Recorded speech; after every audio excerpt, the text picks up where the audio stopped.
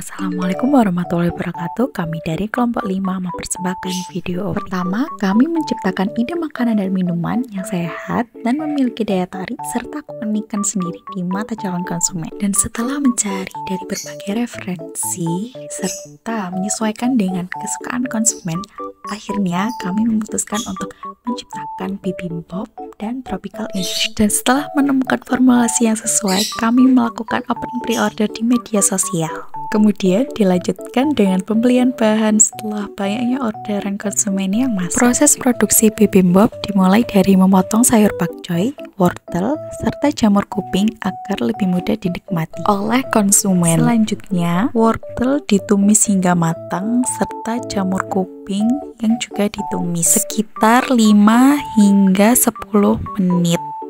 Sedangkan untuk sayur pakcoy kami rebus hingga matang. Lalu untuk protein hewaninya yaitu dada ayam kami panggang dengan sedikit minyak. Dan yang membedakan bibimbap kami dengan produk bibimbap di luar sana adalah saus gochujang homemade yang kami buat sendiri. Saus gochujang ini kami buat dari bubuk cabai Korea yang dicampur dengan madu dan beberapa seasoning yang pastinya sudah kami atur kadar natriumnya agar tidak melebihi batas asupan harian. Lalu untuk tingkat kepedasannya, kami memutuskan untuk membuat saus gochujang yang memiliki kepedasan dengan tingkat sedang. Setelah proses pemasakan selesai, dilanjutkan dengan pemorsian. Yang pertama yaitu nasi merah, lalu dilanjutkan dengan sayur pakcoy, dilanjutkan dengan wortel yang telah kami potong korek api, kemudian jamur kuping, dan yang terakhir protein serta saus gochujang. Tidak lupa juga kami tambahkan rumput laut. Kemudian untuk proses pembuatan tropical infusion, kami mulai dengan memotong buah jeruk peras menjadi 2 bagian. Tidak lupa juga kami memisahkan dengan bijinya agar tidak pahit. Lalu buah jeruk diperas secara perlahan agar sari dari kulit buah jeruk tidak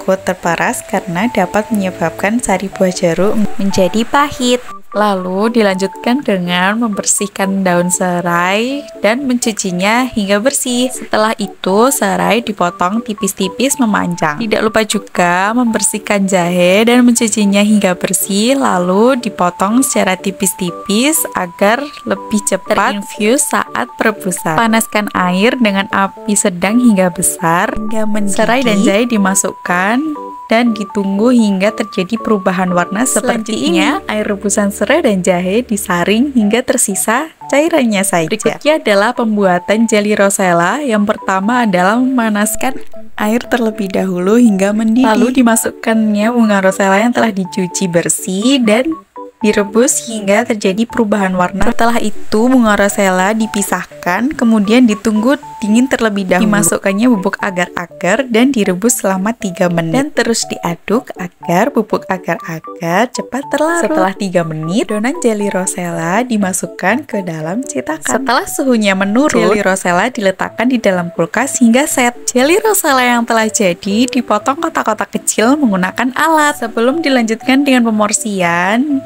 dilakukan dulu pemasangan label tropical infusion. Pemorsian tropical infusion dimulai dengan memasukkan jelly rosella terlebih dahulu dengan takaran yang telah ditentukan pada standar resep. Kemudian serai dan jahe, air jeruk dicampur, ditambahkan dengan air gula sesuai dengan ukuran.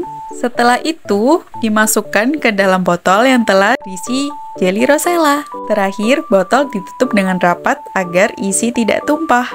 Setelah proses produksi selesai, dilanjutkan dengan proses pengemasan dengan memasukkan sesuai dengan jumlah orderan dari masing-masing konsumen. Dan di sini kami menggunakan kemasan sekunder untuk produk bibimbap dan tropical infusion sendiri berupa plastik. Untuk produk tropical infusion sendiri, kami meletakkannya pada cooler box.